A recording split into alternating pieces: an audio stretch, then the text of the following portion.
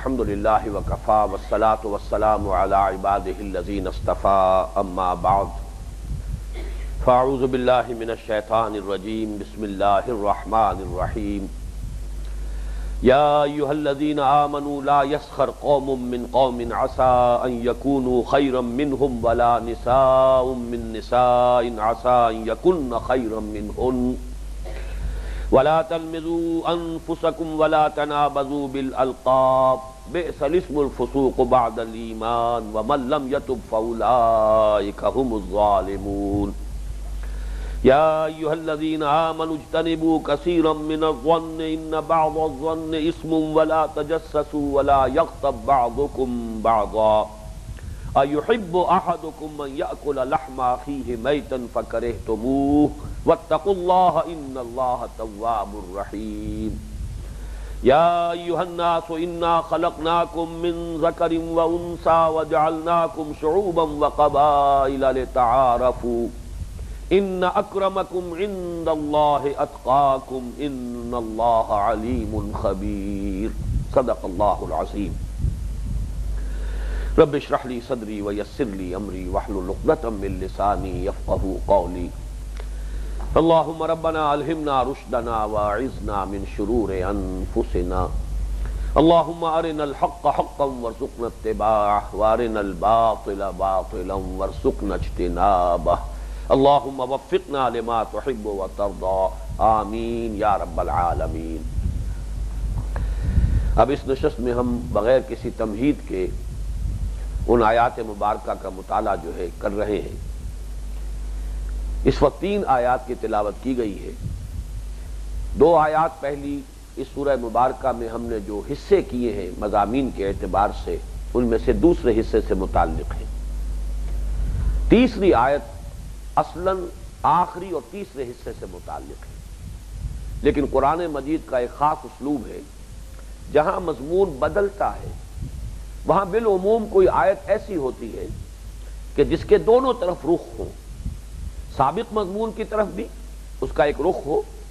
اور جو آنے والا لاحق مضمون ہے بعد میں آنے والا اس کے ساتھ بھی اس کا ایک تعلق ہو۔ انہیں ہم کہہ سکتے ہیں کہ برزخی آیات، جیسے کہ عالم برزخ ہے، عالم دنیا اور عالم آخرہ کے مابین، اسی طرح ایسی آیات جو ہوتی ہیں وہ 2 حصوں کو گویا کہ برج کرتی ہیں۔ اس اعتبار سے میں نے اس تیسری آیت کی بھی تلاوت کی ہے۔ عرض کر چکا ہوں کئی بار کہ یہ 6 احکام ہیں، مجلسی برائیاں ہیں، سوشل ایولز ہیں، اور یہ 6 واقعتاً اس اعتبار سے بھی ان 2 کے مقابلے میں چھوٹے ہیں کہ ان میں سے 3 کو ایک آیت میں گروپ کیا گیا، جبکہ پہلے 2 بڑے احکام ایک آیت میں ایک حکم آیا۔ افواہوں پر کوئی اقدام نہ کیا جائے، تحقیق کی جائے، بڑا معاملہ ہے، اس لیے پوری آیت۔ اور دوسرے یہ کہ اگر کہیں کوئی اختلاف ہو تو اس کو رفع کرنے کی ہر امکانی کوشش کی جائے، مصالحت کے لیے پوری کوشش کی جائے، یہ بھی بڑا معاملہ ہے، لہذا پوری آیت اس پر۔ یہاں 3 چیزوں کو ایک آیت میں جمع کیا گیا، اس حوالے سے بھی چھوٹی ان کے مقابلے میں، اور اس حوالے سے بھی یہ چیزیں چھوٹی ہیں کہ بالعموم ان کی طرف بالکل توجہ نہیں ہوتی کہ یہ کوئی برائیاں ہیں،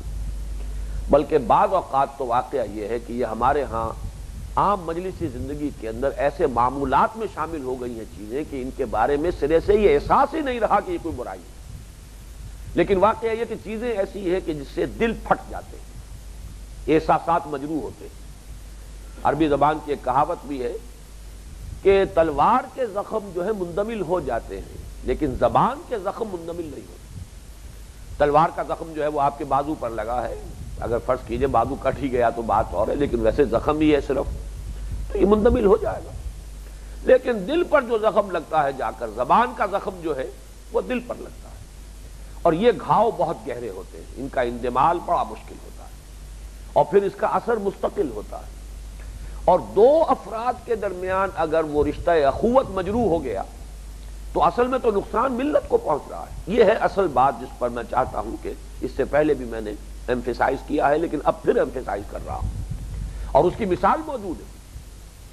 ایک انسان کا قتل ناحق جو ہے قرآن مجید کی سورہ مائدہ کی روح سے ایسے ہے گویا کہ پوری نوع انسانی کو قتل کر دیا، کاننا ما قتل الناس جمیعا، تمام انسانوں۔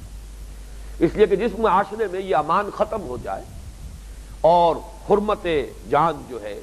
حرمت خون اگر یہ ختم ہو جائے تو پھر تمدن کی جڑ کٹ گئی، اس لیے کہ تمدن کی تو بنیادی ہے۔ اس حوالے سے ایک قتل ناحق گویا کہ اللہ کے ہاں اس فعل کی شناعت اس درجے کی ہے کہ گویا کہ اس نے پوری نوع انسانی کو قتل کر دیا۔ اسی طرح دو مسلمانوں کے مابین ایک رشتہ اخوت کو مجروح کر دینا در حقیقت مسلمانوں کی جو قوت ہے اجتماعی، ان کی ملی جو طاقت ہے اس کو ذوق پہنچانا۔ فصیل بہت بڑی ہے، وہ تو دراڑ تو ایک جگہ کی کافی ہوگی، دشمن گھس جائے گا۔ ساری فصیل تو منہدم نہیں کی جایا کرتی۔ فصیلوں پر جب گولے چلتے تھے تو ظاہر بات ہے چاہے وہ منجیق سے چلا کرتے تھے، کبھی پتھر ہوتے تھے، اور چاہے وہ توپ کے گولے ہیں، ان سے یہی ہوتا کسی ایک جگہ پر رکھنا پڑ جائے، دراڑ پڑ جائے، وہاں سے دشمن گھس جائے گا اندر۔ اس حوالے سے جہاں بھی دو اینٹیں کمزور پڑ گئی، یہ ایک پوٹینشل ڈینجر ہے، یہ پوٹینشل ایک اندیشے کی جگہ ہے مسلمانوں کی اس حیات ملی اور اس کے استحکام کے لیے۔ اب آئیے پہلی تین چیزیں کیا ہیں، اس میں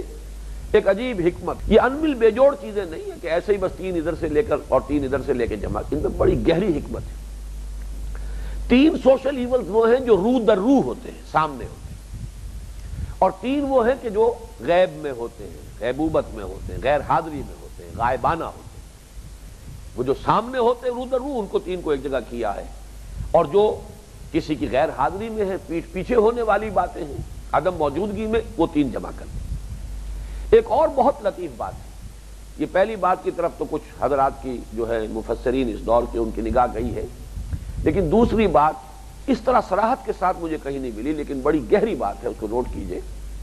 وہ یہ ہے کہ تین چیزیں پہلی آیت میں جو ہے وہ کلیتاً شر ہے، شر ہی شر ہے، شر محض ہے، اس میں کہیں کوئی خیر کا پہلو ہے ہی نہیں، کہیں اس کے جواز کا پہلو ہے ہی نہیں۔ لیکن تینوں چیزیں جو دوسری آیت میں آئی ہیں ان میں دونوں رخ ہو سکتے ہیں، کہیں ان کی ایک معاشرتی ضرورت بھی ہو سکتی ہے، ان میں کہیں کو خیر کا پہلو بھی ہو سکتا ہے۔ وہاں یہ ہے کہ انسان کو اپنا پرسنل ججمنٹ ایکسرسائز کرنا ہوگا، اپنی جو ہے سمجھ سے کام لینا ہوگا، اپنی جو بھی بصیرت ہے اس سے کام لینا ہوگا کہ اس کا کوئی منفی محرک نہ ہو، مثبت محرک کے تحت وہ کام کیے جائیں تو وہ برے نہیں ہیں، بلکہ وہ بعض اعتبارات سے معاشرتی زندگی کی ضروریات میں سے۔ لیکن یہ کہ ان کا ایک رخ ایسا ہے کہ جو بہت ہی برا ہے، بہت ہی نقصان دہ ہے معاشرت کے لیے۔ تو وہ تین چیزیں کہ جن میں دو طرفہ امکان موجود ہے ان کو ایک آیت میں جمع کیا ہے، وہ تین چیزیں کہ جو کلیتاً ہمتاً ہر حال میں شر ہی شر ہے ان کو ایک جگہ جمع کیا۔